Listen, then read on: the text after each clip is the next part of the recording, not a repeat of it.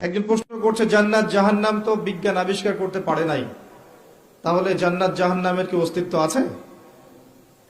উত্তর হচ্ছে, জান্নাত জাহান্নাম বিজ্ঞান আবিষ্কার করতে পারে নাই, এটা বিজ্ঞানের ব্যর্থতা, জান্নাত জাহান্নামের ব্যর্থতা নয়। জ্ঞান অর্জনের মানদণ্ড ঠিক করেন। প্রশ্ন করা হবে, মাইয়েত শুনতে পারবে যে মানুষ চলে যাচ্ছে হেঁটে হেঁটে, দুজন ফেরেশতা আসবেন যাদের ব্যাপারে অন্যান্য হাদিসে বর্ণিত আছে। প্রথম প্রশ্ন করা হবে, তাকে উঠিয়ে বসানো হবে, মান রব্বুক, কে তোমার রব? পৃথিবীতে কেউ যদি শিরিক করে থাকে এবং শিরিকরত অবস্থায় মৃত্যুবরণ করে বিনা তওবায়, সে উত্তর দিতে পারবে না কে আমার রব। মান রব্বুক উত্তর তারাই দিতে পারবেন ইনশাআল্লাহ যারা পৃথিবীতে শিরিকবিহীন অবস্থায় মৃত্যুবরণ করবে। আর আমি অনেকদিন বলেছি, মানুষের চিন্তার মধ্যে শিরক হয়, যেটাকে আকীদাগত শিরক বলে, আমলের মধ্যে শিরক হয়, মানুষের কথার মধ্যে শিরক হয়। বেসিক্যালি এই তিন পদ্ধতিতে শিরক হয়ে থাকে। যেমন কেউ বিশ্বাস করে যে আল্লাহ বলতে কেউ নাই, নাউযুবিল্লাহ। কেউ বিশ্বাস করে যে মহাবিশ্ব আল্লাহ সৃষ্টি করেননি, বিগ ব্যাং থেকেই সৃষ্টি হয়েছে। কেউ বিশ্বাস করে যে আল্লাহ আছেন, আরো অনেক ইলাহ আছে। কেউ বিশ্বাস করে আল্লাহ ছাড়া কেউ রোগ ভালো করতে পারে, কেউ সন্তান দিতে পারে, আল্লাহ ছাড়া কেউ আমাকে পরকালে পার করিয়ে দিবে। এরকম চিন্তা চেতনা কারো যদি থেকে থাকে, এটা হচ্ছে বিশ্বাসগত শিরক। আমি কি বোঝাতে পারছি? কিছু আছে কর্মগত শিরক। যেমন কেউ আল্লাহ ছাড়া অন্য কাউকে সেজদা করলো, আল্লাহ ছাড়া অন্য কারো নামে কসম করলো, আল্লাহ ছাড়া অন্য কারো কাছে সন্তান চাইলো, আল্লাহ ছাড়া অন্য কারো কাছে দোয়া করলো, আল্লাহ ছাড়া অন্য কারো নামে নজর মানত করলো, আল্লাহ ছাড়া অন্য কারো নামে শপথ করলো এবং কুরবানি করলো। কুরবানি আল্লাহ রাব্বুল আলামিনের হালালকে হারাম করে দিল, আল্লাহর হারামকে হালাল করে নিল। তাকদীর, আল্লাহর তাকদীর, ভাগ্যকে অস্বীকার করলো। এমনকি আল্লাহর দ্বীনের জ্ঞান অর্জন করলো দুনিয়া পাওয়ার আশায়। নামাজ পড়লো মানুষকে দেখানোর জন্য, যাকাত দিচ্ছে, সাদাকা করছে মানুষের বাহবা পাওয়ার জন্য। মানুষ অনেক বড় আলেম, মুফাসসির বলবে, মুহাদ্দিস বলবে, শায়েখ বলবে, এই জন্য দ্বীনের প্রচার করছে, দুনিয়ার স্বার্থে দ্বীনের জ্ঞান অর্জন করেছে। এগুলো সবই শিরকের অন্তর্ভুক্ত, কর্মগত শিরক। আবার কিছু আছে কথার মধ্যে শিরক। যেমন, কেমন আছেন? আপনার দোয়ায় ভালো আছে। কেমন আছেন? আপনার দোয়ায় ভালো আছে। আপনার মায়ের কি অবস্থা? মায়ের অবস্থা ভালো, ডাক্তারটা সময় মতো না আসলে মাকে বাঁচানো যেত না। যাত্রা কেমন ছিল?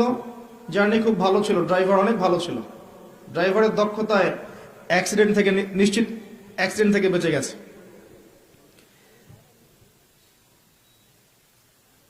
আমি না থাকলে কাজটা হতো না, ভাগ্যিস আপনি ছিলেন, না হলে আমার এই বিপদ থেকে রক্ষা হতো না। প্রচুর কথা বলতে গেলে সারা রাত চলে যাবে। কথার মধ্যে বেশি শিরক হচ্ছে এখন। এমনকি অনেক গানের লিরিক্স দেখবেন, তোমাকে ছাড়া বাঁচবো না, তুমি আমার জীবন, তুমি আমার মরণ, এ ধরনের কথা আছে না? আসমান জমিন চন্দ্র সূর্য সব তোমার, তোমার জন্য চাঁদ নিয়ে এসে দিব, চাঁদে বাড়ি বানাবো, কত কথা। এই শিরিক এবং তাওহীদটাকে শেখেন। শেখার পরে আপনি উপন্যাস পড়বেন, কবিতা পড়বেন, গানের লিরিক্সগুলো পড়বেন, দেখবেন যে শিরিক দিয়ে ভর্তি। এমনি এমনি আল্লাহ পাক বিষয়গুলোকে হারাম করেন না, এখানে শিরক আছে। অনেক ক্ষেত্রে কুফরি কথা আছে, অনেক ক্ষেত্রে আবার ভক্তি প্রদর্শন করতে গিয়ে অতি ভক্তি হয়ে যাচ্ছে। আর হারাম ইনস্ট্রুমেন্ট তো আছেই, সব মিলিয়ে বিষয়টা হারাম। তার উপরে আবার এটা আপনার সময় কিল করবে এবং আপনাকে আল্লাহর জিকির থেকে সরিয়ে রাখবে। যখন আপনি এগুলোর মধ্যে ডুবে যাবেন, ওই মোমেন্টে আপনি আল্লাহকে ডাকতে পারবেন না, ওই সময়টা ওরা খেয়ে ফেললো। সব মিলিয়ে বিষয়টা হারাম। তো এরকম কথায় অনেক শিরক হয়। তো বেসিক কথা হচ্ছে, তিন ভাবে শিরক হতে পারে: আপনার কথায়, আপনার কাজে এবং আপনার চিন্তায়। কথা, কাজ এবং চিন্তাকে বিশুদ্ধ করতে পারলে তাওহীদ প্রতিষ্ঠা হবে এবং তাওহীদের উপর থাকলে পরেই উম্মার কল্যাণ আছে। আল্লাহ পাক আমাদেরকে তাওহীদে থাকার তৌফিক দান করুন। যারা শিরক মুক্ত অবস্থায় কবরে চলে যাবে ইনশাআল্লাহ, তারা উত্তর দিতে পারবে যে রব্বি আল্লাহ, আমার রব হচ্ছেন আল্লাহ। যখন দ্বিতীয় প্রশ্ন করা হবে মা দীনুক, দুনিয়াতে যারা দিন ইসলামকে ঠাট্টার ছলে গ্রহণ করেছে, হাসি তামাশার মতো, ইসলামের কিছু অংশ ভালো লাগে গ্রহণ করেছে, কিছু অংশ ভালো লাগে না গ্রহণ করে নাই, যতটুকু করলে কোনো সমস্যা হয় না করে, যেটা করলে সমস্যা হয় করবে না, ইসলামকে পরিপূর্ণ জীবন ব্যবস্থা রূপে বিশ্বাসই করে না, মনে করে ইসলাম এই যুগে চলে না ওই যুগে চলতো, ইসলাম সেকেলে ব্যাকডেটেড, এখন আমরা আধুনিকতার সময় আছি ইত্যাদি, ইসলামের সব বিধান এখন আসলে প্রযোজ্য নয়, এগুলো আগে চলতো এখন হয়তো চলে না। যদি ইসলাম সম্পর্কে এমন ধারণা থাকে মানুষের, সে উত্তর দিতে পারবে না যে মা দীনুক, তোমার দিন কি। যারা পরিপূর্ণরূপে ইসলামকে গ্রহণ করেছে মননে, ইসলাম একমাত্র জীবন ব্যবস্থা যেটা আল্লাহর কাছে গ্রহণীয় এবং এখানে প্রত্যেকটা বিষয়ের সমাধান আছে। হ্যাঁ, আমি হয়তো আমল করতে পারছি না বা বাস্তবায়ন করতে পারছি না, কিন্তু আছে ইসলামের মধ্যে, এই আকীদা ঠিক আছে। আমল আপনি করতে পারবেন না, এখন যে যুগ চলছে এই যুগে আপনি পরিপূর্ণ ইসলাম পালন করতে পারবেন না। বড় গলায় বলে আসলে লাভ নাই, খুব বড় গলায় বলে লাভ নাই যে আমরা সবাই পরিপূর্ণ মুসলিম। যদি এটাই সত্য হতো তাহলে আমাদের আজকে অবস্থা হতো না। নাসুল্লাহ ফানাসিয়াহুম, তারা আল্লাহকে ভুলে গেছে, আল্লাহ তাদেরকে ভুলে গেছে। অনেক আয়াত আছে, আমি আস্তে আস্তে ওদিকে যাব। আজকে আমাদের যে অবস্থা পুরো বৈশ্বিক প্রেক্ষাপটে, এর পিছনে আমরা দায়ী। মূলত আমরা ছাড়া দ্বিতীয় কেউ দায়ী নয়। শত্রু, ইসলামের শত্রু যারা, তারা তো শত্রুতা করবেই, তাদেরকে দোষ দেওয়ার তো দরকার নাই। যে আপনার শত্রু, সে শত্রুতা করবে, সিম্পল। আমরা আমাদের কাজের কারণে যখন ওদেরকে সুযোগ করে দিয়েছি, তখন আমরা সবচেয়ে বড় অপরাধী। আলাইকুম আনফুসাকুম, আল্লাহ পাক বলেছেন তোমরা নিজেরা নিজের নফসের আগে খবর নাও, নিজের নফসকে ঠিক করো। লা ইয়াদুররুকুম মান দাল্লা, যারা পথভ্রষ্ট হয়ে যাবে, এদের পথভ্রষ্টতা তোমাদের কোনো ক্ষতি করবে না। ইনিহতাদাইতুম, যদি তোমরা হেদায়েতের উপর থাকো, যদি তোমরা পরিপূর্ণ হেদায়েতের উপর থাকো, তাহলে যারা পথভ্রষ্ট হয়ে যাচ্ছে বা গেছে, এদের পথভ্রষ্টতা তোমাদের কোনো ক্ষতি করবে না। ইলাল্লাহি মারজিউকুম জামিআন, তোমরা সবাই একসময় আল্লাহর কাছে ফিরে যাবে। ফায়ুনাব্বিউকুম বিমা কুনতুম তা'মালুন, আল্লাহ পাক জানিয়ে দিবেন তখন তোমরা কি করেছে। এই আয়াতের মধ্যে সব কারণ এবং ওষুধ দেয়া আছে, সিচুয়েশনের কারণ দেয়া আছে, যে আমরা নিজেদের ফিকির করা বাদ দিয়েছি, সবসময় অন্যের ফিকির করি, অন্যের সংস্কার, অন্যের ইসলাহ, অন্যের দোষ ধরা, অন্যকে উন্নতি অগ্রগতি প্রগতি এগুলা চিন্তা করি, নিজের বেলায় খবর নাই। প্রথম কারণ আমাদের আত্মশুদ্ধি নাই। প্রথম মেজর কারণ আত্মশুদ্ধি নাই। আমি যে বলছি আমারও নাই। বড় গলায় কথা বলা সহজ, বাস্তবতা হচ্ছে এই, আমরা প্রত্যেকেই অপরাধী। বক্তা, শ্রোতা, আলেম, জালেম, যত মানুষ আছে আমাদের এখানে চারপাশে, সবাই পাপী, সবাই অপরাধী এবং প্রত্যেকেই যার যার দায়িত্ব অবহেলা করেছে। আলাইকুম আনফুসাকুম, তোমরা আগে নিজেদের নফস ঠিক করো। যারা পথভ্রষ্ট হয়ে গেছে, ওদের পথভ্রষ্টতা তোমাদের কোনো ক্ষতি করবে না, আগে নিজে ঠিক হও। আমরা দেখবেন সবসময় মানুষের সংস্কারের চেষ্টা করি, মানুষের ভালো, মানুষের কল্যাণ, মানুষকে পথ দেখাতে চাই, নিজেই পথ পাই না। এটা বাস্তবতা। দেখবেন পৃথিবীতে মুসলিমদের যতগুলো কান্ট্রি আছে, যত সামরিক বাহিনী আছে, যত অস্ত্র আছে, যত সম্পদ আছে, যত জনবল আছে, এটা পৃথিবীর অন্য কোনো জাতির নাই, কোনো জাতির নাই। না ইহুদিদের, না খ্রিস্টানদের, না মুশরিকদের, কারো নাই। মরক্কো থেকে নিয়ে দেখবেন ইন্দোনেশিয়া পর্যন্ত পুরো চেইন, মনে হবে একটা চেইন রাষ্ট্র, সব মুসলিমদের, সবাই মুসলিম। মাঝখানে একটা রাষ্ট্র ইসরায়েল, ওই একটা রাষ্ট্রই সবকে ধুয়ে রেখেছে, ছেড়ে দিয়েছে। এটা কি মেনে নেওয়া যায়? এটা বাস্তব। একটা শত্রু 100টা, মানে 100 জন জনবলকে পরাজিত করতে পারে? পারে না। পারলো কেমন করে? ওই যে আলাইকুম আনফুসাকুম নাই, নিজেদের নফসের খবর নাই। আমরা সুদ খাই, আমরা সুদ খাই, আমাদের ছেলেমেয়েরা জেনা করছে, আমাদের ছেলেমেয়েরা, আমাদের যুব সমাজ দেখবেন পর্ণাসক্ত, গার্লফ্রেন্ডের পিছনে সময় নষ্ট করছে। আমাদের যুব সমাজ, ঠিক বলেন না? আপনি ঠিক বললেও ঠিক, না বললেও ঠিক। আর আমি ঠিক বেঠিক বক্তা নই, কোনোদিন আমাকে শোনেন নাই ওয়াজ মাহফিলে বলতে বলেন ঠিক না বেঠিক। আমি বলবো কি জন্য ঠিক না বেঠিক? যেটা ঠিক সেটা তো ঠিকই, আর যেটা বেঠিক সেটা বেঠিক। তা আপনি বললেই সেটা ঠিক হবে না তো, আর আপনি বেঠিক বললেও তো বেঠিক হবে না। সেটা ঠিক সেটা ঠিক থাকবে। যদি সব মানুষ বলে সুদ হারাম, সব মানুষ যদি বলে সুদ হালাল, সুদ কি হালাল হয়ে যাবে? সবাই যদি বলে মদ হালাল, হালাল হয়ে যাবে? হবে না। পর্দা, আমরা বলছি পর্দা ফরজ, আর বেশিরভাগ মানুষ যদি বলে পর্দা করার দরকার নাই, পর্দা শেখের প্রথা, তাহলে কি পর্দা হারাম হয়ে যাবে? আল্লাহ যা বলবেন সেটাই ঠিক, রাসূল যা বলবেন সেটাই ঠিক, এর বাইরে কোনো ঠিক বেঠিক নাই। যে কথাটা বলছিলাম, দেখবেন আমরা মুসলিমরা সুদ খাই, আমরাই সুদ খাই। একজন মনে করেন নন মুসলিম, সে সুদ খাচ্ছে, ইহুদি সুদ খাচ্ছে, ধরেন খ্রিস্টান সুদ খাচ্ছে, ওদের সাথে আমাদের কি সম্পর্ক? ওদের কিতাবের মধ্যে তো সুদের এত ভয়াবহতা নাই, ওদের হাদিসের মধ্যে তো এত সুদ সম্পর্কে বিস্তারিত বলা নাই, এবং তারা তো মুহাম্মদ সাল্লাল্লাহু আলাইহি ওয়াসাল্লামকে স্বীকারও করে নাই। তারা তো প্রকাশ্যে আমাদের শত্রুতা করছে। ওদের কথা বাদ দেন, মুসলিমরা সুদ খাচ্ছে কেন? কোন উত্তর নাই। উত্তর হচ্ছে নিজের নফস নষ্ট হয়ে গেছে, দুনিয়া, পরকাল ভুলে গেছি। বাল তুসিরুনাল হায়াতাদ দুনিয়া, কিন্তু আল্লাহ বলেছে ওয়াল আখিরাতু খায়রু ওয়া আবকা। মুসলিমরা মদ খাচ্ছে না? এমন মুসলিম জেনারেশন আছে না এখন, এই যে আমাদের ইয়াং জেনারেশন, এদের ম্যাক্সিমাম দেখবেন মাদকাসক্ত। মাদকাসক্ত বলতে বোঝাচ্ছি মিনিমাম স্মোক করে, এটাও তো মাদক। এখান থেকে শুরু হয়ে ইয়াবা পর্যন্ত যায়, এবং এদের মধ্যে বেশিরভাগই দেখবেন জেনারেল শিক্ষিত। মাদ্রাসার ছেলেপেলে কিন্তু এত বেশি এডিক্টেড না, খুব কম, হয়তো 1% হবে না, 2% হবে না। তাহলে কি শিক্ষা দিচ্ছি আমরা এখানে? মাদ্রাসার দিকে যে আঙ্গুল তুলছি মাঝে মাঝে, এখানে কি শিক্ষা দিচ্ছি? কলেজ ইউনিভার্সিটিতে আমরাও পড়েছি। ওই যে অনেকদিন বলেছি, এক মিস বা মহিলা টিচার ক্লাস নিচ্ছে, তো ব্ল্যাকবোর্ড বাদ দিয়ে সব ছেলেরা ম্যাডামের দিকে তাকিয়ে আছে।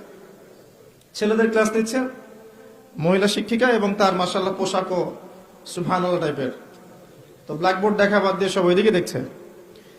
আবার আমরা দেখেছি মেয়েদের ব্যাচ, ছেলে টিচার পড়াচ্ছেন, কোচিং প্রাইভেট, মাঝে মাঝে গায়ে হাত দিচ্ছেন, বলছেন সে তো আমার মেয়ের মতো। হ্যাঁ, অনেক সময় এমনও হয়েছে ছাত্রীর সাথে স্যারের প্রেম। হাসছেন? কত ঘটনা লাগবে আপনার, কতগুলো ঘটনা লাগবে এরকম, একটা কথাও মিথ্যা বলছি না। ইউনিভার্সিটিতে আন্দোলন হয়েছে, দেখবেন যে বান্ধবীর কোলে বন্ধু মাথা রেখে আন্দোলন করছে। এটা হয় না? অনেক ক্ষেত্রে এমন হয়েছে যে এই ছেলে আর মেয়ে একসাথে পড়াশোনা করছে, এই পড়াশোনা করতে করতেই দেখবেন এক পর্যায়ে প্রেমের পরে আস্তে আস্তে আস্তে আস্তে সম্পর্ক গভীর হয়, পিতামাতার অমতেই অনেক ঘটনা ঘটে ফেলে। এরপরে দেখবেন একসময় ব্রেকআপ হয়ে যায়, তারপরে এই ছেলে হয় আত্মহত্যা করে অথবা মাদকের কাছে যায় ওখানে প্রশান্তি খোঁজার জন্য, যেহেতু এখানে একটা বড় ছ্যাঁকা খেয়েছে। তারপরে যাবে মাদক থেকে মিউজিক, তারপরে গুন্ডামি করবে, মাস্তানি করবে, পড়াশোনা শেষ, লাইফটা ক্র্যাশ। প্রথমে একটা মেয়েকে দেখে ক্র্যাশ হওয়ার পরে পুরো লাইফটাই তার ক্র্যাশ হয়ে গেল। তো এই সুযোগটা কারা তৈরি করে দিল যে সবাই একসাথে পড়াশোনা করবে? এরা যতটা না দায়ী, সিস্টেম তার চেয়ে বেশি দায়ী। যদি এমন হতো ছেলেরা ছেলেদের জায়গায় ছেলে টিচার, মেয়েরা মেয়েদের জায়গায় মেয়ে টিচার, কোনো সমস্যা ছিল? উন্মুক্ত করে দিলেই সমস্যা হচ্ছে। তো মুসলিমরা উন্মুক্ত করছি, আমরা মুসলিমরা উন্মুক্ত করছি, এবং এখানে যদি কেউ হিজাব বা ইসলাম মেনে চলতে চায় তাকে অনুৎসাহিত করছে। সরাসরি হয়তো বলছি না, কিন্তু তার সাথে এমন আচরণ করছি যে তাকে ডিসকারেজ করা হচ্ছে, তাকে উৎসাহিত করা হচ্ছে না, তাকে মনস্তাত্ত্বিকভাবে আক্রমণ করা হচ্ছে। এবং অসংখ্য ঘটনা ঘটছে জেনার এবং ধর্ষণের, এই ফ্রি মিক্সিং এর কারণে। স্কুল থেকে শুরু করে কলেজ থেকে আপনার বিশ্ববিদ্যালয় থেকে শুরু করে দেখবেন অফিস আদালত, প্রতিটা জায়গাতেই ফ্রি মিক্সিং। এটা সমাজের কাঠামোটা ভেঙে দিয়েছে। এটা আমরা মুসলিমরা করেছি, অমুসলিমরা করে দেয়নি। আলাইকুম আনফুসাকুম, নিজের দিকে দেখেন আগে। নিজের চরকায় তেল দেন। আমাদেরকে দেখেন, আমরা সুদ খেয়েছি, আমরা মাদক খেয়েছি, আমরা ফ্রি মিক্সিং অনুমোদন দিয়েছি, আমরা এই ফ্যামিলিস্ট রেভলিউশন করেছি। মেয়েদেরকে আমরা বাইরে বের করে এনেছি, পোশাক চেঞ্জ করে দিয়েছি, ছেলের পোশাক মেয়ে, মেয়ের পোশাক ছেলে। এবার এভাবে সমাজ চলছে। এর উপর আবার পর্নোগ্রাফি আছে, ভিতরে ভিতরে পর্ন দেখে যুব সমাজ, যুবতীরা সবাই দেখে, আর বাইরে বের হয়ে স্যুট প্যান্ট টাই পরে ঘোরে, মনে করে আমি খুব ভালো মানুষ। বাইরের চরিত্রটা আসল রূপ নয়। এভাবে চলছে। এই কাজগুলো কিন্তু আমরা করছি। আমি নিজেদের কথা বলবো আজকে, বাইরের কারো কথা বলবো না। শুধু আমাদের দিকে দেখেন, শুধু মুসলিমদের দিকে দেখেন। বাইরের মানুষের দিকে আঙ্গুল তোলা আমি বন্ধ করে দিয়েছি এখন। নিজে ঠিক না হলে বাইরের দিকে চোখ তুলে কোনো লাভ নাই। আমরা নিজেরা যদি ঠিক না হই, বাইরের দিকে আঙ্গুল তুলে কোনো লাভ নাই। বড় বড় স্লোগান দিয়ে কিচ্ছু হবে না, বিশ্বাস করেন। ইসলামের অনেক চূড়ার ইবাদত আছে, ভিত্তি ঠিক না করলে চূড়ার ইবাদত করে লাভ হবে না। একটা বাড়ি তৈরি করছেন, 20 তলা ফাউন্ডেশন দিয়েছেন, একটা ফাউন্ডেশন ঠিক নাই, তাহলে আমি কি ছাদ বসাতে পারবো? ফাউন্ডেশন ঠিক নাই। মুসলিমদের ম্যাক্সিমাম দেখবেন আকীদা ঠিক নাই, কোনটা শিরক কোনটা তাওহীদ বুঝতে পারে না। কত মুসলিম আছে শিরক কাকে বলে ডেফিনেশন জানে না, শিরক কাকে বলে, শিরকের প্রকারভেদ কি কি, কোন কোন কাজ করলে শিরক হয়। আর শিরক তো এমন ইবাদত যেটা আমলনামায় থাকলে আমলনামা ডিলিট হয়ে যাবে। কারো আমলনামায় যদি শিরকের পাপ থাকে, শিরকের পাপ, আমলনামার নেকিগুলো নষ্ট হয়ে যাবে। নাউযুবিল্লাহ।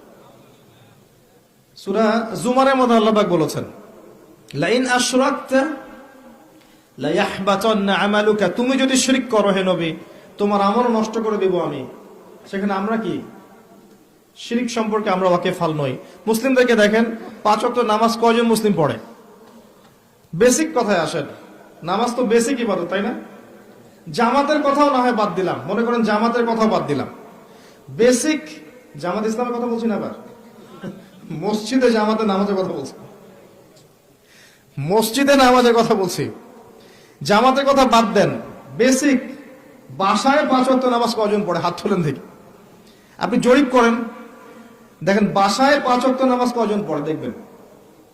এবার বলেন জামাতে গিয়ে নামাজ পড়ে 5 ওয়াক্ত কতজন, কতজন মুসলিম? আবার দেখবেন ফজর এশা জামাত কতজন পড়ে। নামাজটা দেখেন, নফল সুন্নত মোস্তাহাব পরে আসেন, ফরজ নামাজের কথায় আসেন। ফরজ জিনিস যে মুসলিম নারীরা পর্দা করবে, সিম্পল। এটা আমাদের পোশাক, মানে আমরা যেমন এই যে গেঞ্জি পরি, শার্ট প্যান্ট পরি, নর্মালি হচ্ছে মেয়েদের পোশাক হচ্ছে মেয়েরা পর্দা করবে। এটা আল্লাহ নর্মাল পোশাক দিয়েছেন। আর যারা নর্মাল পোশাকটা পরছেন এরা পশু। পশু নিজের সতীত্ব বুঝবে না, সে তার সম্ভ্রম বুঝবে না। একজন মানুষ তো বুঝবে তার সম্ভ্রম কি জিনিস। আপনি সতর ঢেকে রাখেন, রাখেন না? এটা নর্মাল পোশাক, সাধারণ পোশাক। তাদের পুরো দেহটাই তো সতর, ওটা ঢেকে রাখবে, পর্দা করবে, সতর, স্বাভাবিক, এটা নর্মাল। কতজন মুসলিম নারী এখন পর্দা করে এটা দেখবেন। তবে আপনাদের এদিকে পর্দার প্রচলন বেশি, এটা আমি জানি, আলহামদুলিল্লাহ, এটা আল্লাহ শুকরিয়া। তবে দিন দিন মেয়েদের পর্দা বাড়ছে, এটা ঠিক। যতই মেয়েদেরকে বেপর্দা করার চেষ্টা করা হচ্ছে, আলহামদুলিল্লাহ মেয়েদের বোরখার সংখ্যা বাড়ছে। কি বোরখা পড়ছে সেটা পরের কথা, বোরখার সংখ্যা বাড়ছে। এরপরে যারা পড়ছে ওদেরকে আমরা রিকোয়েস্ট করব যে ডিজিটাল বোরখাটা ছেড়ে দেন, যেটা যেটা পরে আপনার দেহের কাঠামো বোঝা যায়, এটা ছেড়ে দেন। ছেড়ে দিয়ে এমন একটা বোরখা বানান যেটা ঢিলে ঢালা, যেটা পরলে আপনার দেহের কাঠামো বোঝা যায় না। উৎসাহিত করেন, যেহেতু তারা পড়েছে, সেলোয়ার কামিজ থেকে এই বোরখাই এসেছে, ইনশাল্লাহ এই বোরখা থেকে খাস পর্দাও যাবে ইনশাল্লাহ। উৎসাহিত করা উচিত। এবং কোন কোন ক্ষেত্রে তারা ইমানের দিক থেকে পুরুষদের অগ্রগামী। হ্যাঁ, অনেক ক্ষেত্রে এমন আছে, আমরা ওদেরকে সুযোগ দেই না বলে। অনেক ক্ষেত্রে মেয়েরা অনেক বেশি স্ট্রং ইমানের দিক থেকে। কয়দিন আগে একজন প্রমাণ করে দেখালো না? দিন দিন ছেলেরা মেয়ে হচ্ছে সাইকোলজিক্যালি, আর মেয়েরা ছেলে হচ্ছে। এখনকার যুব সমাজকে দেখবেন, কথাবার্তা, চাল চলন, ওঠা বসা, পোশাক আশাক, মানে চলন বলন সব দিক থেকে নারী নারী ভাব একটা, গলার ভয়েস, কথা বলার স্টাইল, পোশাক আশাক, অঙ্গভঙ্গি, রুচিবোধ সব দেখবেন মেয়েদের মতো হয়ে গেছে।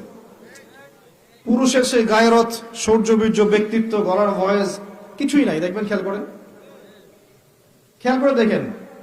আর মেয়েদেরকে দেখবেন তারা দিন দিন ছেলের মতো শেপ নিচ্ছে, ওদের গলার ভয়েস চেঞ্জ হচ্ছে, অ্যাটিটিউড চেঞ্জ হচ্ছে, বডি ল্যাঙ্গুয়েজ চেঞ্জ হচ্ছে, পোশাক চেঞ্জ হচ্ছে, এবং সমাজে পুরুষদের জায়গায় তারা চলে আসছে। মাশাআল্লাহ, এটা আমাদের জন্য অপমানজনক।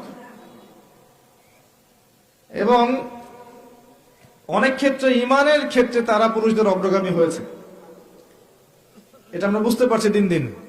যখন পুরুষদের গায়রত কমে যাবে, আল্লাহ পাক মেয়েদের হাতে পতাকা দিবেন ইনশাআল্লাহ।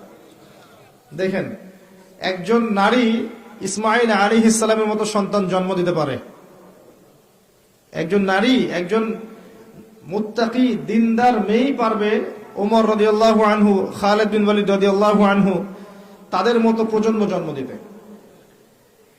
যাই হোক, আমি যে কথাটা বলতে চাচ্ছিলাম যে প্রবলেমস আমাদের মধ্যে আছে। আমরা শিরক করছি, আমরা বেদাত করছি, আমরাই করছি। আমাদের যুব সমাজ সুন্নত চিনে না, তাওহীদ চিনে না। 5 ওয়াক্ত নামাজ পড়া মানুষের সংখ্যা দিন দিন কমেছে। 5 ওয়াক্ত নামাজ জামাতে পড়ার মানুষের সংখ্যা কমেছে। দেখবেন ম্যাক্সিমাম মুসলিম কোরআন তেলাওয়াত করতে জানে না। বিশ্বাস করছেন আপনি? ম্যাক্সিমাম মুসলিম কুরআনুল কারীম রিডিং পড়তে জানে না। আবার যারা জানে তাদের মধ্যে অনেকেই, বেশিরভাগই দেখবেন অর্থ বোঝে না। হ্যাঁ, এমন শত শত হাফেজ আছেন যারা কোরআনের অর্থ জানেন না।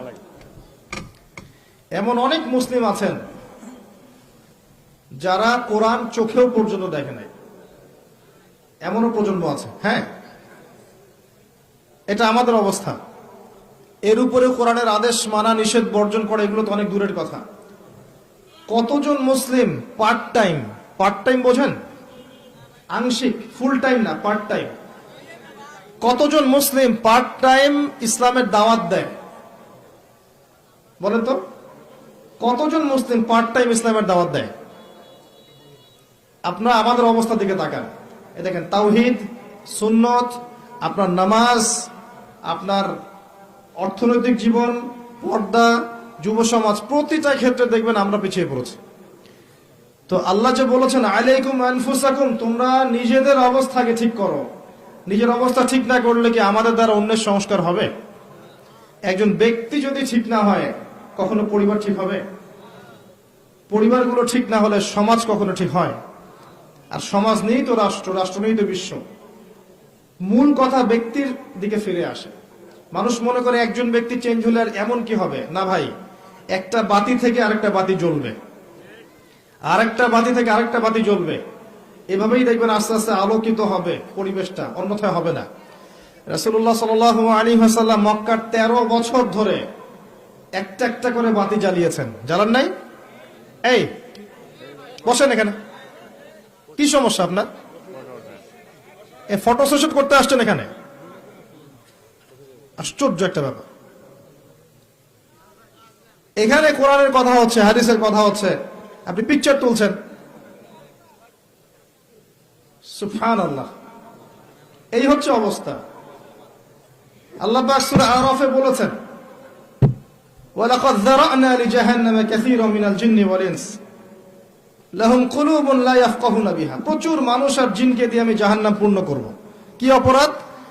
কলব দিয়েছিলাম, উপলব্ধি করতো না। যতগুলো কথা বলেছি একটাও কানে ঢোকে নাই। কুলুবুন লা ইয়াফকাহুনা বিহা, হৃদয় দিয়েছি, উপলব্ধি করে না। ওয়ালাহুম আযানুন লা ইয়াসমাউনা বিহা, কান দিয়েছি, শোনে না। ওয়ালাহুম আ'য়ুনুন লা ইউবসিরুনা বিহা, চোখ দিয়েছি, দেখে না। উলাইকা কাল আনআম, আল্লাহ পাক বলেছেন এরা হচ্ছে গবাদি পশুর মতো। দে জাস্ট লাইক ক্যাটলস, গবাদি পশু। বাল হুম আদল, বরং তার চেয়ে নিকৃষ্ট। ওয়া উলাইকা হুমুল গাফিলুন, গাফিল সম্প্রদায়। আল্লাহ বলেছেন এই আয়াতের মধ্যে। মুসলিমদের অবস্থা আজকে এমন, কর্ণগুহরে কথা ঢোকে না, হৃদয়ের মধ্যে কথা প্রভাব ফেলে না। চোখ আছে, আল্লাহ চোখ দিয়েছেন, দেখে না। সারা দিন লৌকিকতা নিয়ে ব্যস্ত হয়ে আছে, বেসিক কোনো কাজই নাই। আমি বেসিকের কথা বলেছি না, 5 ওয়াক্ত সালাত আপনি জরিপ করে দেখেন কতজন মানুষ নামাজ পড়ে, কতজন মুসলিম কোরআন তেলাওয়াত করতে পারে, জরিপ করে দেখেন। জরিপ করে দেখেন সুদ ছাড়া কতজন মানুষ চলছে, কয়জন মানুষের পরিবারে হালাল রিজিক যাচ্ছে, কতজন পরিবার মুসলিম পরিবারের মেয়েরা পর্দা করে, কতটা মুসলিম পরিবারের ছেলেরা অজুর ফরজ কয়টা সেটা জানে। বিবি এমবি ডক্টরেট সব করে শেষ করে ফেলেছে, অজুর ফরজ কয়টা বলতে পারবে না, নামাজের ওয়াজিব কয়টা, ফরজ কয়টা, আহকাম আরকাম কিছুই বলতে পারবে না, যাকাত দিতে হয় কিভাবে নিসাব সেটা বলতে পারবে না। এই মুসলিমদের এই অবস্থা। বড় বড় স্বপ্ন দেখছেন, দিন কায়েম, জিহাদ, খেলাফত, কিচ্ছু সম্ভব না এখন মুসলিমদের দ্বারা, এগুলোর কিছুই সম্ভব না। এই প্রজন্ম দ্বারা অন্তত পক্ষে সম্ভব না। আল্লাহ পাকে এমন প্রজন্ম নিয়ে আসবেন ইনশাল্লাহ যারা এমন গবাদি পশু হবে না, তাদের হাতে আল্লাহ পাকে দায়িত্বগুলো দিবেন ইনশাআল্লাহ। আমাদের দ্বারা এগুলো হবে না। আমরা এখন যে হালতে আছি এই হালতে আমাদের পক্ষে সম্ভব না। আল্লাহ রাব্বুল আলামিন কোরআনে বলেছেন, ওয়াইন তাতাওয়াল্লাউ ইস্তাবদিল কওমান গায়রাকুম, তোমরা যদি দায়িত্ব পালন করতে না পারো, তোমরা যদি তোমাদের উপর অর্পিত দায়িত্ব পালন না করো, আল্লাহ পাক অন্য কওমকে তোমাদের জায়গায় নিয়ে আসবেন। সুম্মা লা ইয়াকুনু আমসালাকুম, এরা তোমাদের মতো এরকম অপদার্থ হবে না। সুম্মা লা ইয়াকুনু আমসালাকুম, এরা তোমাদের মতো অপদার্থ হবে না। দিনের বেসিক ঠিক নাই ভাই, আমাদের দিনের বেসিক জিনিস ঠিক নাই, আমাদের কারো পরিবারের আদর্শ ঠিক নাই। আমরা মনে করছি যে আমাদের পরিবারগুলো সব জান্নাতের টুকরা, প্রত্যেকটাই জাহান্নামের টুকরা, ইল্লা মাশাআল্লাহ। আর যারা সঠিক দিনের উপর আছে এদের সংখ্যা নিতান্তই নগণ্য। ম্যাক্সিমাম ক্ষেত্রে দেখবেন অর্থনীতির ক্ষেত্রে আমাদের হালাল হারামের বালাই নাই, সুদে ভর্তি, ঘুষে ভর্তি, দুর্নীতিতে ভর্তি, আত্মসাতে ভর্তি। আমাদের ইকোনমিক সিস্টেমও ঠিক নাই। সোশ্যালি আমাদের বন্ধন ভেঙে গেছে, খেয়াল করে দেখবেন। আত্মীয়তার সম্পর্ক নষ্ট হয়ে যাচ্ছে, ভাই ভাইকে হত্যা করছে, বাবা মাকে সম্মান করছে না, ছেলেরা বৃদ্ধাশ্রমে রাখছে, লাইভে এসে আত্মহত্যা করে যায়। কি অবস্থা একটা সমাজের! আত্মীয়তার সম্পর্ক ঠিক নাই, প্রতিবেশীর হক ঠিক নাই, বোনকে সম্পত্তির অধিকার দেয় না, কিছুই ঠিক নাই। বাইরের চোখ দিয়ে দেখলে মনে হয় সব ঠিক আছে, আসলে কিছুই ঠিক নাই। আরো উপরের লেভেলে তো যেতে যাচ্ছি না আমি, যত উপরে যাবেন তত বেশ বড় দুর্নীতি আছে। বেসিক একদম তলা ফাঁকা আমাদের। আর আমরা এখানে আইওয়াশ নিয়ে পড়ে থাকি, শোডাউন নিয়ে পড়ে থাকি, আমরা লৌকিকতা নিয়ে পড়ে থাকি। ইভেন এই চেয়ারগুলোতে আমরা যারা বসছি এরা আরো বড় বিপদে আছে। এই চেয়ারগুলোতে যারা বসছে এরা আরো বড় বিপদে আছে, কারণ এই চেয়ার থেকে অনেক বড় দায়িত্ব আল্লাহ পাক দিয়েছেন, যার বিন্দু মাত্র আমি আদায় করতে পারি না, কিছুই করতে পারি না। এই কথাগুলো বলছি অত্যন্ত দুঃখ নিয়ে, ক্ষোভ নিয়ে। এখানকার হক আমরা যাররা পরিমাণ আদায় করতে পারি না। মানুষ এই চেয়ারগুলোর দিকে তাকিয়ে থাকে জ্ঞানের জন্য, পথের জন্য, আমরা দিতে পারি না। দিতে পারবো কি? একজন তো আরেকজনের পিছনে লেগে থাকি, একজন একজনের পিছনে, আরেকজনের পিছনে সারাদিন গীবত আর তহমত আর সমালোচনা, কাদা ছোড়াছড়ি করতে করতে উম্মাকে বিভক্ত করে রেখে দিয়েছে।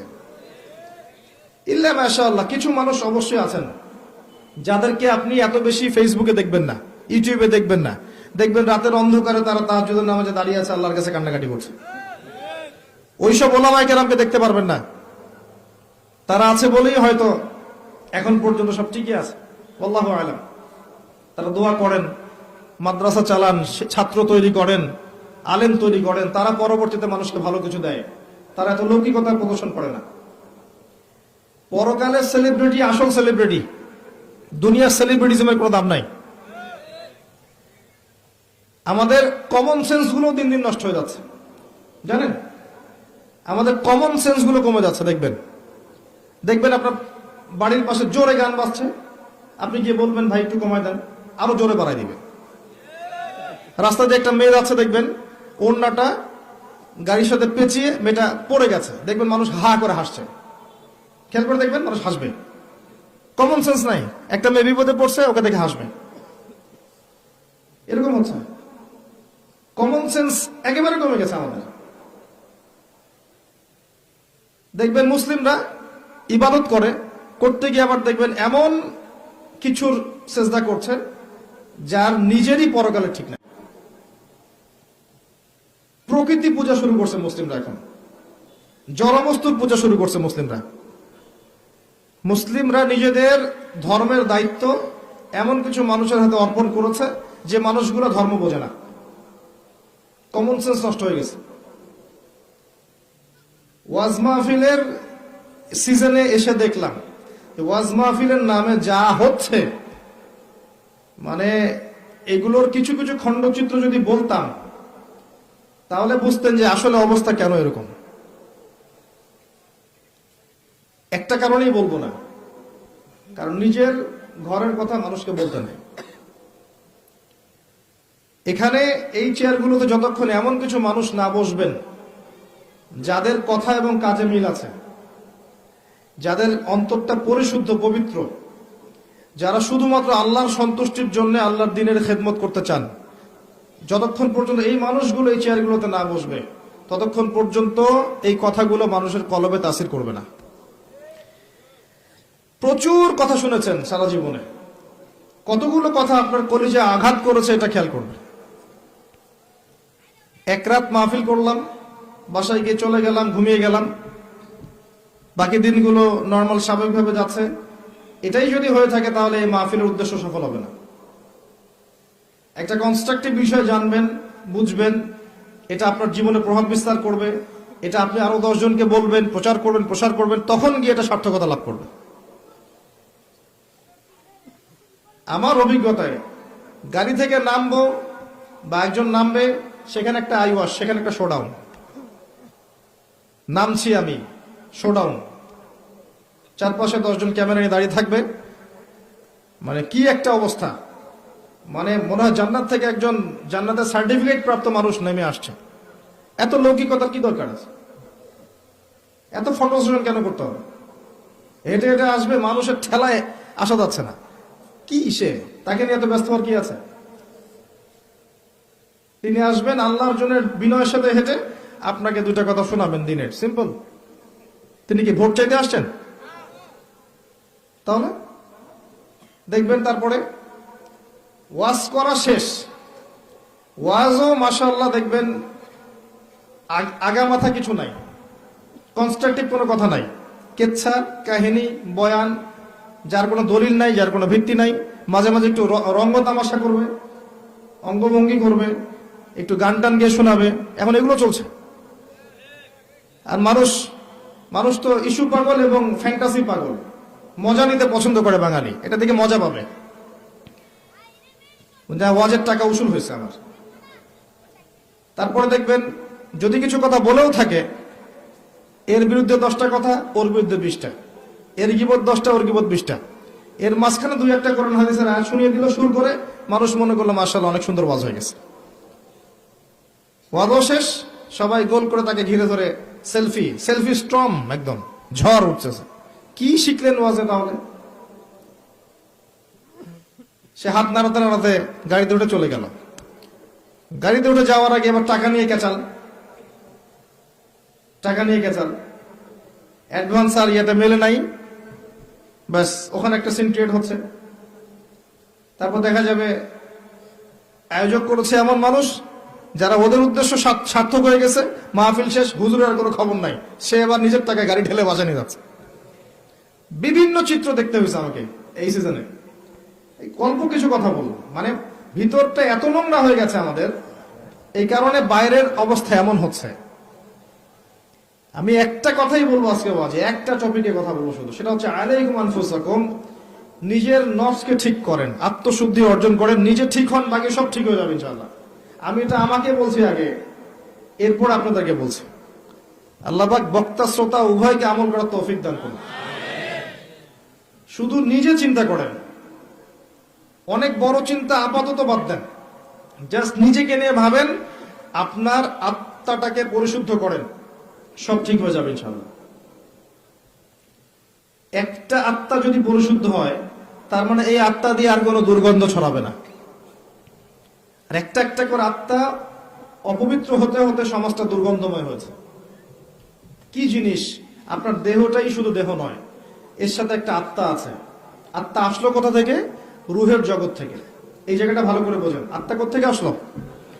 রুহের জগৎ থেকে। এটা কোথায়? আলমে আরওয়াহ, যেখানে আমাদের আত্মাগুলোকে রাখা ছিল। আল্লাহ রাব্বুল আলামিন আত্মাগুলোকে সৃষ্টি করেছেন, একটা জগতে রেখেছেন, জগৎটার নাম দিয়েছেন আলমে আরওয়াহ। আদম সন্তানের সমস্ত আত্মাগুলো সেখানে ছিল। এখান থেকে আত্মাটাকে আপনার মায়ের গর্ভে এনে দেওয়া হয়েছে। যখন আপনার আমার বয়স ছিল 4 মাস 10 দিন বা এরকম সামথিং লাইক দ্যাট, এরকম, তখন আত্মাটা নিয়ে এসেছেন একজন ফেরেশতা, এনে ফুঁকে দিয়েছেন এবং লিখে দিয়েছেন আপনি বাঁচবেন কতদিন, রিজিক কি হবে, সৌভাগ্যবান হবেন না দুর্ভাগ্যবান হবেন, সব লেখা হয়ে গেছে। এটা আপনার মায়ের গর্ভে থাকা অবস্থায় হয়েছে। সবার ক্ষেত্রে এটা হয়েছে, আমার আপনার সবার ক্ষেত্রেই। তাকদীর নিয়ে এত বিচলিত হওয়ার কিছু নাই, এটা লেখা হয়ে গেছে।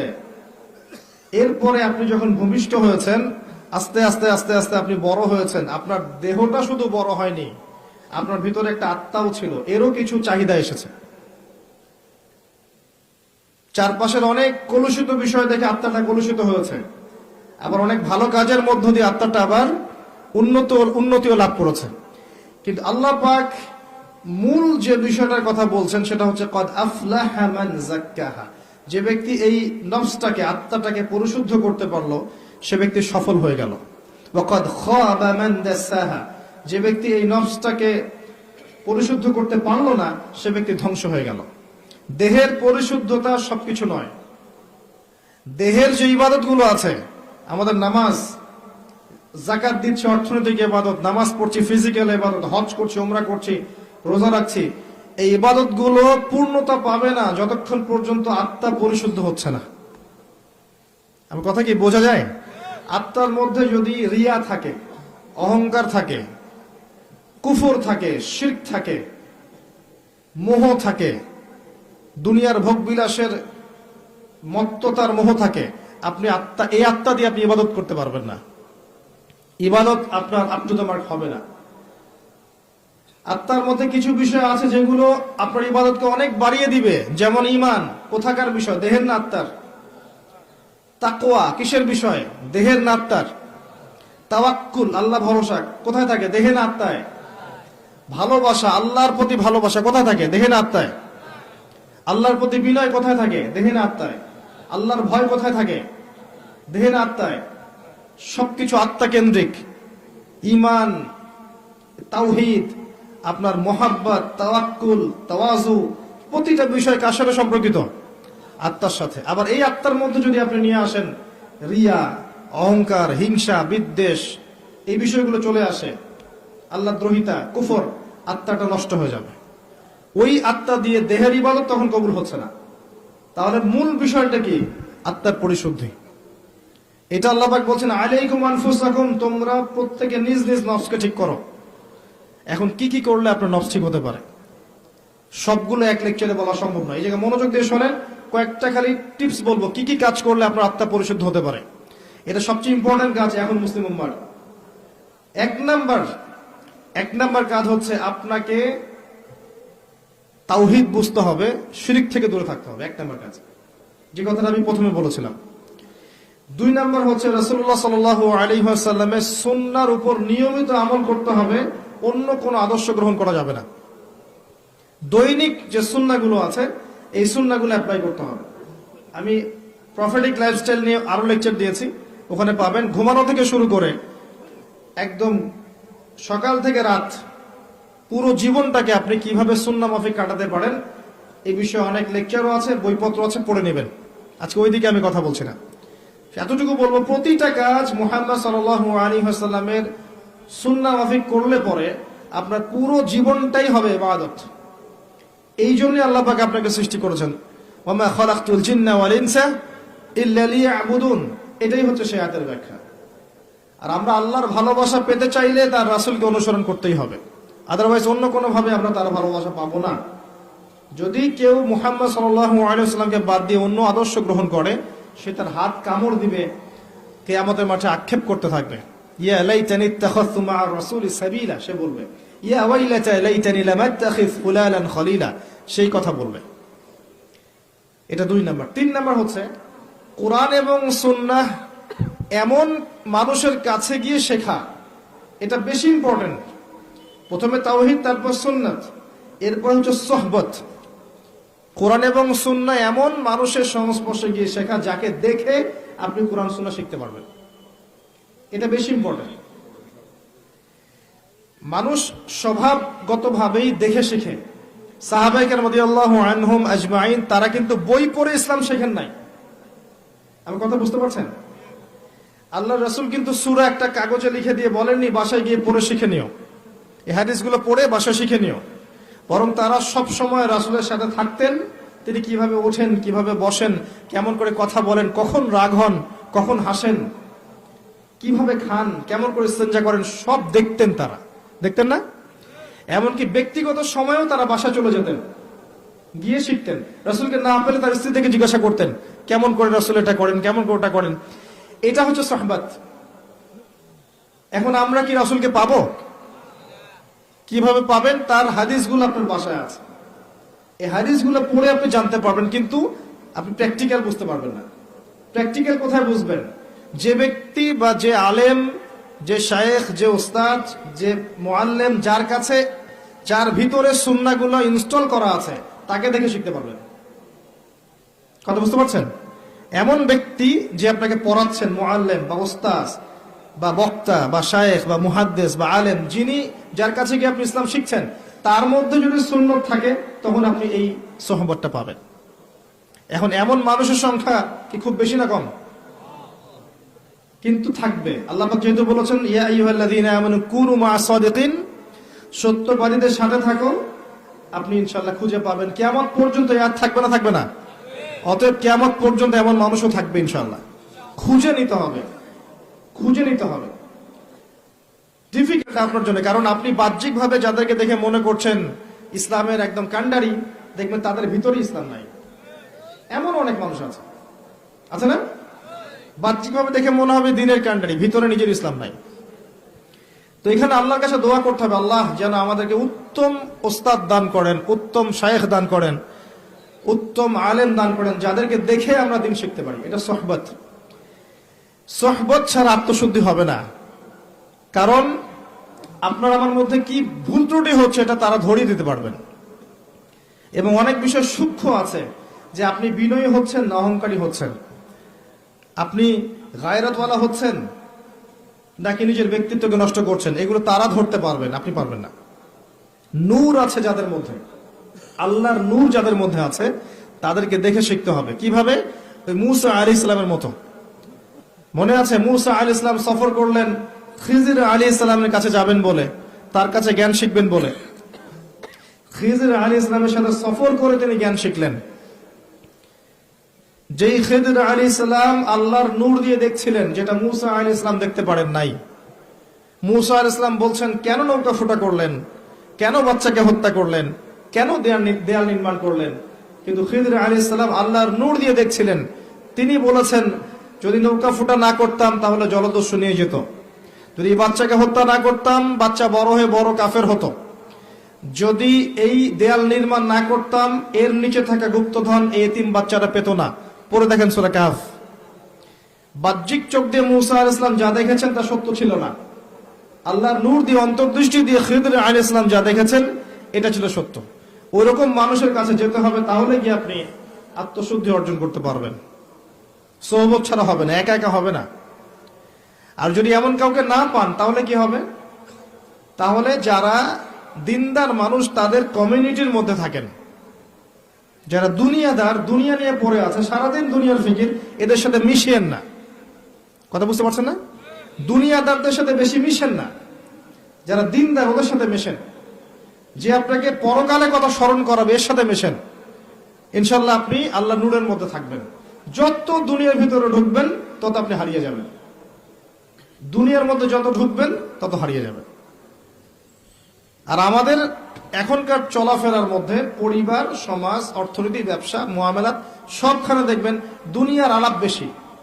খালি দুনিয়া আর দুনিয়া, দুনিয়া আর দুনিয়া, তাই না? খুব কমই হয় মৌতের কথা কতবার আলোচনা করা হয় বলেন দেখি? মৌতের কথা আলোচনা করা হয় কতবার? কবরের আযাব নিয়ে কতবার কথা বলা হয়? কবরের শাস্তি, বারজাখের জীবনের শাস্তি নিয়ে কতবার কথা বলা হয়? কবরের পর যে মিজান, পুলসিরাত, জান্নাত জাহান্নাম আছে, এগুলো নিয়ে কত আলোচনা করা হয়? বেশিরভাগ আলোচনা দেখবেন অন্যের গীবত, অথবা মুভিজ নিয়ে, সিনেমা নিয়ে, গান নিয়ে, নাটক নিয়ে, পলিটিক্স নিয়ে। পলিটিক্স নিয়ে কথা বলে যে বোঝে না সেও কথা বলে। দেখবেন তরকারিওয়ালা, রিক্সাওয়ালা, ভ্যান চালক সবাই পলিটিক্স নিয়ে কথা বলছে। ও পলিটিক্সের বোঝেটা কি? এটা নিয়ে তারা কথা বলবেন যারা বোঝেন। আমার কথা বলার দরকার নাই, কারণ আমি বুঝি না। ইকোনমিক সেক্টর সবাই বোঝে।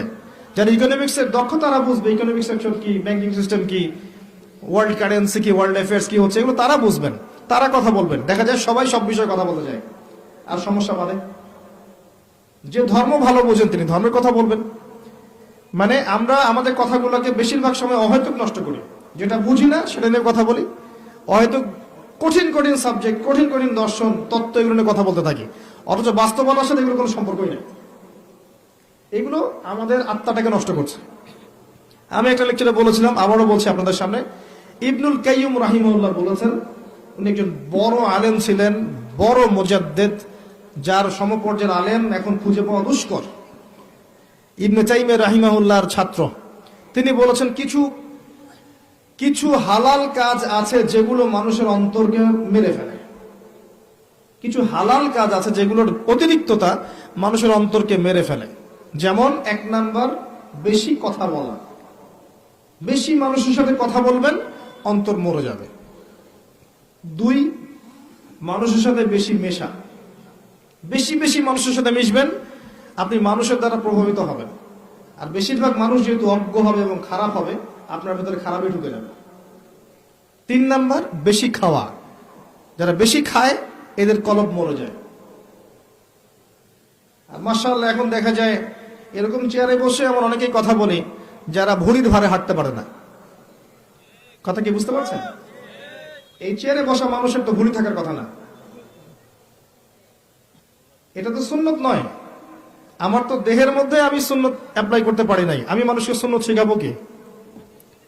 খাওয়ার সময় গোগ্রাসে খেয়েছি, আমি সুন্নত নষ্ট করেছি, ফিজিক্যাল স্ট্রাকচার নষ্ট হয়ে গেছে। এখানে বসে সুন্নতের বয়ান করছি বিশাল ভুঁড়ি নিয়ে। সুবহানাল্লাহ। এই হচ্ছে বাস্তবতা। তারপর তিনি বলেছেন বেশি ঘুম অন্তর মেরে ফেলবে। আরেকটা কথা বলেছেন বেশি স্ত্রী সহবাস। উনি বলেছেন স্ত্রী হালাল, কিন্তু বেশি করতে গেলে অন্তর মরে যাবে। এই কাজগুলো বেশি বেশি করলে কলব মরে যায়। সেক্ষেত্রে আমাদেরকে দেখেন আমরা এগুলোতে বেশি ব্যস্ত আছি। তো আত্মশুদ্ধি অর্জন হবে আপনার আল্লাহওয়ালা মানুষের সোহবতে থাকলে। আল্লাহওয়ালা মানুষ ছাড়া অন্য কারো সোহবতে গেলে আপনি দুনিয়াতে ডুবে যাবেন, কারণ তারা পরকাল কেন্দ্রিক কথাবার্তা বলবেন, আপনাকে আল্লাহর দিকে নিয়ে যাবে না। বৈঠক, আজকে থেকে একটা নিয়াত করেন, আজকের পরে যে বৈঠকেই বসবেন অন্তত একবার আল্লাহর কথা আলোচনা করবেন, একবার রাসূলের প্রতি দরুদ পড়বেন। করা যাবে? যেখানেই বসেন, ব্যবসায় বসেন, বাণিজ্যে বসেন, চাকরিতে বসেন, মসজিদে বসেন, হালাকায় বসেন, পলিটিক্যাল আলোচনায় বসেন, যেখানেই বসেন অন্তত একবার আল্লাহর কথা বলবেন, একবার রাসূলের কথা বলা যাবে না? এরপরে সেখান থেকে ওঠার আগে একটা দোয়া পড়ে উঠবেন, সেটা হলো সুবহানাকা আল্লাহুম্মা বিহামদিকা আশহাদু আল্লা ইলাহা ইল্লা আনতা আস্তাগফিরুকা ওয়া আতুবু ইলাইক। ফজিলত, ওই বৈঠকে যদি অহেতুক কোনো কথা হয়ে যায় এটার কাফফারা হয়ে যাবে ইনশাআল্লাহ, গোনাটা মাফ। আর যদি ভালো কোনো কথা বলে থাকে এটা কিয়ামতের মাঠে সওয়াবের একটা বুলন্দ হয়ে থাকবে, সওয়াব হিসেবে বুলন্দ হয়ে থাকবে, এটা আপনাকে দেয়া হবে ইনশাআল্লাহ। আমরা আমাদের ভিতরটা চেঞ্জ করে আসেন। আত্মশুদ্ধি, সোহবত লাগবে। 1 নাম্বার বলেছে কি? তাওহীদ লাগবে, শিরক রাখা যাবে না। 2 নাম্বার সুন্নত লাগবে, বেদাতের সাথে আপোষ করা যাবে না। এই জায়গায় একটা কথা বলে অন্যদিকে যাই, বেদাতীদের একটা শাস্তি আছে, কিন্তু সারা জীবন প্রচুর আমল করেছে কিন্তু আমলগুলো নবীর তরিকায় হয়নি। এ কারণে হাওজে কাউসারের পানি যখন নবী সাল্লাল্লাহু আলাইহি ওয়াসাল্লাম খাওয়াতে যাবেন একটা পর্দা পড়ে যাবে। এটা সহিহ বুখারীতে হাদিসে এসেছে, একটা পর্দা পড়ে যাবে। এবং নবী সাল্লাল্লাহু আলাইহি ওয়াসাল্লাম নিজে বলবেন ইন্নাহুম মিন্নি, এরা তো আমার উম্মত। কেন পর্দা পড়ে গেল? আল্লাহ পাক জানিয়ে দিবেন ইন্নাকা লা তাদরি মা আহদাসা বা'দাক, আপনি জানেন না আপনার মৃত্যুর পর তারা আপনার দিনকে কিভাবে পরিবর্তন করেছিল। মানে আপনার সুন্নতে কত বেদাত ঢুকিয়েছিল আপনি জানেন না। আল্লাহর নবী নিজে বলবেন সাল্লাল্লাহু আলাইহি ওয়াসাল্লাম সুহকান সুহকান লিমান গায়্যারা বা'দি, দূর হয়ে যাও, দূর হয়ে যাও যারা আমার পরে দিনকে পরিবর্তন করেছো, বেদাত করেছো। তো সুন্নতে থাকতে হবে, বেদাতে যাওয়া যাবে না। এরপরে বলছে সোহবত, আল্লাহওয়ালা মানুষের সোহবতে থাকতে হবে। 4 নাম্বার হচ্ছে বেশি থেকে বেশি কোরআন তেলাওয়াত। পারা যাবে ইনশাআল্লাহ? বেশি থেকে বেশি ডেইলি অন্তত একটা করে সূরা পড়তে পারবেন? অন্তত একটা পৃষ্ঠা পড়তে পারবেন? কোরআনে কতগুলো পৃষ্ঠা আছে বলেন দেখি? আল কোরআনের আলো যে ঘরে ঘরে জ্বালতে চান, কোরআনে কয়টা পৃষ্ঠা আছে বলেন এখন? আলেম ওলামারা পারবে 600 পৃষ্ঠা। একটা হাফেজি কোরআনে কয়টা পৃষ্ঠা আছে? আমার কথায় রাগ করবেন না, আমি বাস্তবতা আর যা চলমান এর মধ্যে আমি পার্থক্য দেখতে পারি। অনেক আমাদের আশা আল কোরআনে আলো ঘরে ঘরে জ্বলুক, তাই না? দেখবেন ঘরে ঘরেই কোরআন পড়তে জানে না। তো ঘরে ঘরে প্রতিটা মানুষ যদি কোরআন পড়তে না জানে, আলো কি এমনি এমনি জ্বলবে নাকি? তো আসলে অযথা স্লোগান দিয়ে লাভ আছে? সুন্নতের আলো ঘরে ঘরে জ্বালো, খুব সুন্দর কথা, মাশাআল্লাহ। তো প্রত্যেকটা ঘরে ঘরে তো সুন্নতের পাবন্দ মানুষ লাগবে নাকি? এমনি এমনি জ্বলবে? আপনি বাস্তবতা হচ্ছে এই যে আপনি ঘরে ঘরে খুঁজে দেখেন, প্রত্যেকটা ঘরে একটা করে কোরআন তেলাওয়াত করা মানুষ পান নাকি? আজকে খুঁজে দেখেন, প্রত্যেকটা ঘরে একটা করে মানুষ দেখান যে কোরআন তেলাওয়াত করে নিয়মিত। তা আলো কেমন করে জ্বলবে ভাই? কিছু হলেই উপরের দিকে আঙ্গুল তুলি আমরা, তাই না? ওইখানে সমস্যা, ওইখানে সমস্যা, ঘরেই তো সমস্যা। উপরে আঙ্গুল তুলে লাভ কি আমার? তো কোরআনের আলো ঘরে ঘরে জ্বলবে ঠিকই ইনশাআল্লাহ, যখন প্রতিটা ঘরের মানুষরা কোরআন পড়তে শিখবে। প্রত্যেক দিন 1 পৃষ্ঠা করে পড়তে পারবেন? 600 পৃষ্ঠার বই মানে প্রতি 20 পৃষ্ঠায় একটা করে পারা শেষ হয়েছে। যারা হাফেজ 20 পৃষ্ঠা পড়তে আধা ঘন্টাও লাগে না। যারা হাফেজে কোরআন তাদের 20টা পৃষ্ঠা পড়তে আধা ঘন্টাও লাগে না। আমরা যদি হাফেজ নাও হয়ে থাকি, 20টা পৃষ্ঠা আমরা কি 1.5 ঘন্টায় পড়তে পারবো না? 2 ঘন্টায় পড়তে পারবো না? 2টা ঘন্টা খুব বেশি কিছু? 2টা সিরিয়াল দেখতে আপনার 2 ঘন্টা চলে যায়, তাই না? এই যে মহিলারা সিরিয়াল দেখে না, দেখবেন 2টা সিরিয়াল দেখতে 2 ঘন্টা চলে যাবে। একটা মুভিজ দেখতে 2 ঘন্টা। এখন তো সিরিয়াল লাগে না, আপনি তো লুডু খেলে 2 ঘন্টা নষ্ট করছেন, তাই না? মোবাইলে পাবজি খেলে 2 ঘন্টা নষ্ট করছেন। আপনি আরেকটা কি জানি গেমস আছে, ফ্রি ফায়ার, এটা খেলে 2 ঘন্টা নষ্ট করছেন। টিকটক করে নষ্ট করছেন সময়, অযথা স্ক্রল করছেন, নষ্ট করছেন, 2 ঘন্টা নষ্ট করছেন। সময় কে দিয়েছে আপনাকে? এই যে সময়টা নষ্ট করছেন আপনি, সময়টা কে দিয়েছে আপনাকে? এই সময়ের মালিকটা কে? আমি নিজে কি আমার হায়াতের মালিক? তা আমাকে কে অধিকার দিল 2 ঘন্টা নষ্ট করার? যে দিনের প্রতিটা কাজ কোরআন সুন্নাহ মতো করার চেষ্টা করছে, এখন সে ক্লান্ত হয়ে পড়েছে, এখন ঘুমাবে। এই ঘুমটার জন্য আল্লাহ পাক নেকি দিচ্ছেন। দিনের জন্য আপনি চেষ্টা করছেন, নামাজ পড়ছেন, দিনের জ্ঞান অর্জন করছেন, সুন্নাহর মতো জীবনযাপন করছেন, এখন টায়ার্ড হয়ে গেছেন, ঘুমাবেন। এই ঘুমটার জন্য আপনি নেকি পাচ্ছেন। আল্লাহ পাক এত সুবিধা দিয়েছেন। ক্লান্ত হয়ে গেছেন, ক্ষুধার্ত, আপনি খাবেন, এই যে খাচ্ছেন, খাওয়ার জন্য নেকি পাচ্ছেন। আর কি চাই আমরা আসলে? এখন প্রবৃত্তির তাড়না আছে, একটা প্রবৃত্তির তাড়না আছে, স্ত্রীর কাছে যেতে হবে, গিয়েছেন, আপনি আপনার প্রবৃত্তির তাড়না মিটিয়েছেন, আপনি নেকি পাচ্ছেন। আর কি চাই আমরা মানুষ হিসেবে? এই সময়টাকে আল্লাহ পাক আমাকে এমনি এমনি দিয়েছেন। এই সময়ের মালিককে আমি নিজেই। 2 ঘন্টা কেন নষ্ট করব এগুলো করে, যেগুলো কোনো ফায়দা নাই? এমন কাজে যদি নষ্ট করতেন যেটাতে দিনের ফায়দা আছে, উপকার হতো, সেটা তো হচ্ছে না। 2 ঘন্টা সময় দেয়া যাবে কোরআনকে ইনশাআল্লাহ? আচ্ছা, 1 ঘন্টা দিতে পারবেন? আল্লাহ পাক তৌফিক দান করুন। বেশি বেশি কোরআন তেলাওয়াত করবেন। কোরআনের কিছু অংশ মুখস্থ করার চেষ্টা করেন। কোরআন তেলাওয়াত করলে আপনি প্রত্যেক হরফে 10 নেকি পাবেন। কোরআন আপনার পক্ষে সুপারিশ করবে। পৃথিবীর শ্রেষ্ঠ মানুষদের মধ্যে আপনি একজন, যে নিজে কোরআন পড়ে এবং অন্যকে শেখায়। সূরা বাকারা, আলে ইমরান আপনার পক্ষে সুপারিশ করবে। সূরা মুলক আপনাকে কবরের আযাব থেকে বাঁচাবে। সূরা ইয়াসিন পড়েন, আপনার কোরআনের কলিজা, হাজত পূরণ হয়ে যাবে ইনশাআল্লাহ। সূরা ওয়াকিয়া পড়েন, আপনার দারিদ্রতা দূর হয়ে যাবে ইনশাআল্লাহ। সূরা ইখলাস পড়েন, অর্ধেক 3 বার পড়েন, ইনশাআল্লাহ কোরআন খতমের নেকি পাবেন। সূরা ফালাক, নাস পড়েন, আপনাকে আল্লাহ পাক দৃশ্য অদৃশ্যের সমস্ত বিপদ আপদ থেকে বাঁচাবেন ইনশাআল্লাহ। সূরা কাহফ পড়েন, আল্লাহ আপনাকে মাসিহুদ দাজ্জাল থেকেও বাঁচাবেন ইনশাআল্লাহ।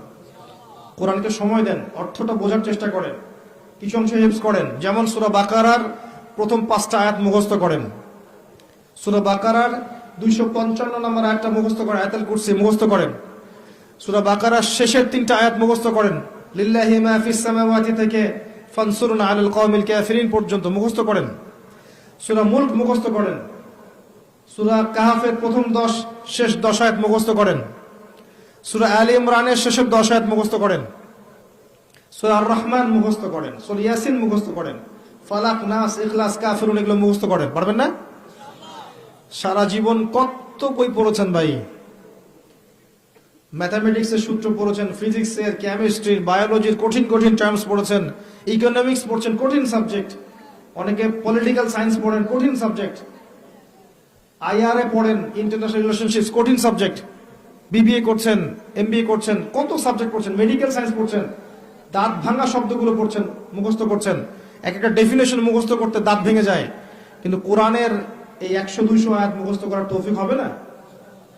যদি না হয়, কোরআন কি আমার পক্ষে আদৌ সাক্ষী দিবে? কোরআন ছাড়া আত্মশুদ্ধি সম্ভব নয়। বেশি বেশি কোরআন তেলাওয়াত করেন, বেশি থেকে বেশি। শোনেন, নবী সাল্লাল্লাহু আলাইহি ওয়াসাল্লাম বলেছেন, মানুষের অন্তরের মধ্যে পাপ করলে কালিমা পড়ে, দাগ পড়ে এবং দুর্গন্ধ বের হতে থাকে। নবীজি বলছেন, আমি কি তোমাদেরকে জানিয়ে দিব কোন কাজ তোমাদের কলবের মরিচাগুলো দূর করে দিবে? সাহাবীরা বললেন, ইয়া রাসূলুল্লাহ, জানিয়ে দিন আমাদেরকে। নবী সাল্লাল্লাহু আলাইহি ওয়াসাল্লাম বলছেন, দুটো কাজ তোমার কলবের মরিচা দূর করে দিবে। একটা হচ্ছে বেশি বেশি কোরআন তেলাওয়াত, আরেকটা হচ্ছে মৌতের স্মরণ। বলেন তো দুটো কি? আপনার কলবের মরিচা দূর করবে ইনশাআল্লাহ। কোরআন আপনি যদি অর্থটা বোঝার চেষ্টা করেন, দেখবেন আপনি আল্লাহর সাথে কথা বলছেন সরাসরি। আল্লাহ পাক আপনার সাথে কথা বলতে চান, একটা তো মাধ্যম লাগবে, লাগবে না? আল্লাহ কি সামনে এসে কথা বলবেন? এই যে মাধ্যম কোরআন দিয়েছেন, আল্লাহ বলছেন কথা, আপনি শুনেন কি বলছেন আল্লাহ পাক। আমার কথায় আপনার কি তাসির হবে? কার কথায় তাসির হবে আল্লাহর চাইতে বেশি? আল্লাহ পাক আপনাকে বলছেন, এটা করো, এটা করো না, এর ধার কাছে যেও না, এটা খেও না, এইটা করো, এটা ভালো, ওটা উত্তম, এগুলো আল্লাহ বলছেন। আল্লাহর কথা আপনি শুনবেন না? তো মানুষ কোরআন পড়ছেই না এখন। প্রচুর মুসলিম আছে 5 ওয়াক্ত নামাজ পর্যন্ত পড়ে, কোরআন পড়তে জানে না। প্রচুর মুসলিম। এই জায়গায় মানুষকে নিয়ে আসেন। মানুষের অন্তর্জগৎ পরিবর্তন না হলে কোশ্চিনকালেও বড় মাপের কোনো পরিবর্তন সম্ভব না। অহেতুক বড় বড় স্লোগান দিয়ে কোনো লাভ নাই। এটা বাস্তবতা বুঝেন। বাস্তবতা এই জায়গায় আমরা প্রচন্ড রকম অধঃপতনের জায়গা আছে। আমাদের বাস্তবতার বেসিক জিনিসগুলো ঠিক নাই। বড় বড় চিন্তা পরে আসেন, বেসিক ঠিক করেন। আত্মশুদ্ধির একটা পথ, কয়টা বলছি? 4টা। কয়টা বলছি? 4টা। তাওহীদ, সুন্নাত, সোহবত, একটা কোরআন তেলাওয়াত। অর্থ বুঝতে পারলে খুব বেশি ভালো হয়, হিফজ করলে আরো ভালো হয়। আল্লাহ পাক আমাদেরকে কোরআনওয়ালা হওয়ার তৌফিক দান করেন। 5 নাম্বার আল্লাহর জিকির। 5 নাম্বার আল্লাহর জিকির। হিসনুল মুসলিম বইটা কিনবেন, অ্যাপস আছে না, প্লে স্টোরে অ্যাপস ডাউনলোড করবেন, দেখবেন আল্লাহ পাকের প্রচুর জিকির দেয়া আছে এবং সব সহিহ। এখানে জয়ীফ বা জাল এগুলো কিছু আনা হয়নি, সহিহগুলো আনা হয়েছে বেশি বেশি। এবং সকাল সন্ধ্যায় আল্লাহর জিকির করতে ছাড়বেন না। আল্লাহ পাকের কিছু কমন জিকির আছে, নিয়মিত করবেন, ছাড়বেন না। প্রতিটা কাজ করার আগে দোয়া পড়বেন, সকাল সন্ধ্যা জিকির করবেন। যুব সমাজ যদি ঘুমানোর দোয়া না জানে, এর চেয়ে ব্যর্থতার কিছু নাই। খালি এতটুকু জানে খাওয়ার আগে বিসমিল্লাহ বলতে হয়, শেষে আলহামদুলিল্লাহ বলতে হয়। অথচ বাথরুমে যাওয়া, বের হওয়া, খাওয়া, ওঠা, ঘুমানো, চলাফেরা, কত জিকির আছে, কত দোয়া আছে। এগুলো যদি ওরা না করে, না জানে, তাহলে আত্মশুদ্ধি অর্জন করতে পারবে না। কয়েকটা কমন বলে দিচ্ছি। ডেইলি, প্রতিদিন 100 বার বলবেন সুবহানাল্লাহ। পারা যাবে? কতক্ষণ সময় লাগবে? 5 মিনিটও লাগবে না। সুবহানাল্লাহ বলবেন আল্লাহকে ফিল করে। সুবহানাল্লাহ মানে আল্লাহ পবিত্র, আল্লাহ পবিত্র।